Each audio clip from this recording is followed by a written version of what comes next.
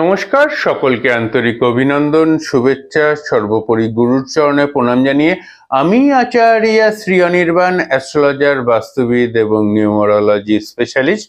দীর্ঘ 27 বছর ধরে জ্যোতিষ পেশার সাথে যুক্ত রয়েছি এবং বংশ পরম্পরাগতভাবে আমি পঞ্চম জেনারেশন যে তন্ত্রের সাথে যুক্ত রয়েছে।